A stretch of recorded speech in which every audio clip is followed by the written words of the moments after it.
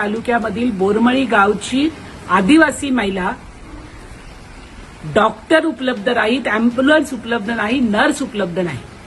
सगळ्यात पहिल्यांदा तर तिच्या गावापासून तिला पीएचसीच्या वैजापूर या ठिकाणी आणण्यासाठी अँब्युलन्स उपलब्ध नव्हती, म्हणून तिच्या नवऱ्यानं तिला मोटरसायकलवरती आणलं. रस्त्यात आणत असतानाच त्या बाईला प्रसूतीचा प्रचंड वेदना सुरू झाल्या आणि म्हणून अगदी रस्त्याच्या कडेवरती जिथे व्यवस्थित रस्ता आहे, म्हणजे अतिशय दुर्गम भाग आहे अशी परिस्थिती नाही, रस्ता आहे त्या ठिकाणी त्या बाईची डिलिव्हरी झाली. तिथेच जवळचं असणारं वैजापूर गाव, तिथल्या महिलांनी तिची डिलिव्हरी केली. ही गोष्ट महाराष्ट्राला लाजेनं मान खाली घालणारी गोष्ट आहे. आमच्या सारख्याला याच्याबद्दल प्रचंड वेदना होत आहेत. आजही वैजापूरमध्ये डॉक्टर राहत नाहीत, अँब्युलन्स उपलब्ध होत नाही. बाईची रस्त्यावरती डिलिव्हरी होते आणि तिच्या मुलीची नाळ ही दगडानं ठेचून बाजूला करावी लागते. माझा प्रश्न आहे देवेंद्र फडणवीसांना, देवेंद्र फडणवीसजी, तुम्ही एकीकडे लाडक्या बहिणींचा जयघोष करतात, मग ही आदिवासी महिला काय दोडकी बहीण होती? माझा प्रश्न आहे रक्षाताई खडसेंना, रक्षाताई तुमच्या मुलीच्या वेळेस आम्ही तुमच्या सोबत उभं होतो, मग ही मतदार महिला तुमची कोणीच नाही का? तिच्यासाठी तुम्ही उभ्या राहणार की नाही हा मला प्रश्न आहे.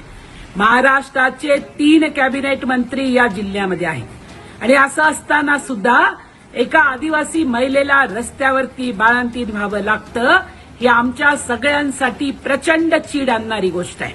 आणि प्रशासन ही घटना लपवू पाहत आहे, ही अजून चीड आणणारी गोष्ट आहे. आणि म्हणून देवाभाऊ, आपण या आदिवासी महिलेला न्याय दिला पाहिजे. संपूर्ण यंत्रणेला तुम्ही जाब विचारला पाहिजे. संबंधित कर्मचारी अधिकाऱ्यांना सस्पेंड केलं पाहिजे आणि तुमच्या या सगळ्या मंत्र्यांना आदिवासी भागामध्ये जाऊन आरोग्याची, शिक्षणाची काय परिस्थिती आहे हे बघत एक श्वेतपत्रिका जाहीर केली पाहिजे. ह्या बाईंना रस्त्यावरती बाळंतीण होणं यातच महाराष्ट्राच्या महायुतीच्या सरकारचं फेल्युअर लपलेलं आहे, हे ठळकपणे दिसतं आहे. आणि ही गोष्ट तुमच्यासाठी, माझ्यासाठी, सगळ्यांसाठी अत्यंत शर्मेची आहे. जळगावच्या चोपड्यामध्ये सर एक महिले रस्त्यावर प्रसूती झाल्याची घटना घडली. नेमकं त्या महिलेच्या कुटुंबियांनी 1 ते 2 तासापर्यंत डॉक्टर्स असेल, आशा सेविका असेल, रुग्णवाहिका असेल यांना कॉल केला, मात्र कुठलाही प्रतिसाद मिळाला नाही. शेवटी नाईलाजाने 2 व्हीलरवरून जात असताना प्रसूती झाली. या प्रकरणात तर आपण काय कारवाई करणार नाही? महाराष्ट्र आणि मध्य प्रदेशच्या जो सीमा आहे त्या ठिकाणी वैजापूर नावाचं गाव आहे.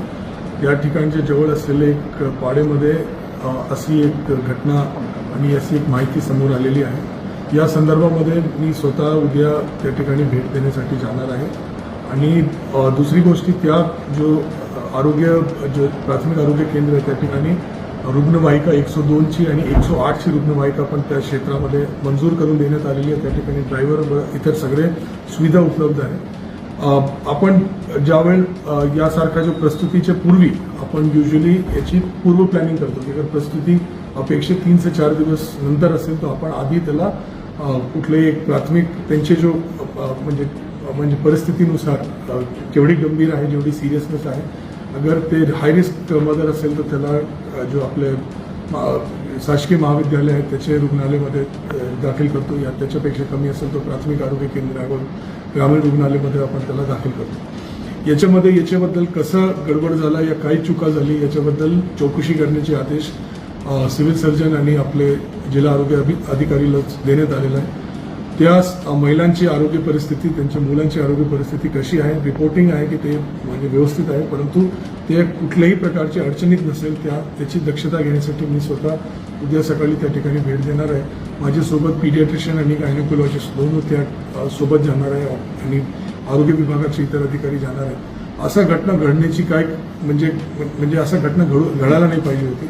अँब्युलन्स उपलब्ध आहे, रस्ता आहे, म्हणजे डांबरी रस्ता आहे आणि असा काही डोंगराळ भाग पण नाही आहे, परंतु याच्यामध्ये काही प्रमाणात मिसप्लॅनिंग प्रथमदर्शनी दिसून येत आहे. त्याची चौकशीचे आदेश ऑलरेडी दिलेले आहे आणि याच्यावर योग्य कारवाई करणार आहे आणि भविष्यात असा घटना घडू नये त्याच्यासाठी प्रशासन असेल आपण सगळेजण याच्याबद्दल पूर्णतः लक्ष देणार आहे. माता आणि बाळकाची तब्येत कशी आहे?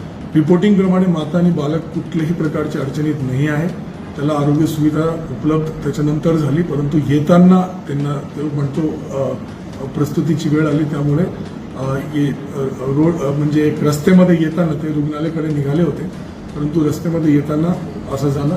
परंतु जननी सुरक्षा योजना आणि इतर योजना अंतर्गत आपण इन्शुअर करतो की आपल्याकडे रुग्णवाहिका पिकअप और ड्रॉप दोनों सुविधा आपण उपलब्ध करून देतो. घरातून घेऊन जातो तर ते मातेला आणि ते घरापर्यंत माता आणि मुलांना सोडतो. परंतु या केसमध्ये असा एक मिस झालेला दिसतोय, असा होणार नाही पाहिजे होता. याबद्दल अजून गंभीरतापूर्वक आपण लक्ष देतो.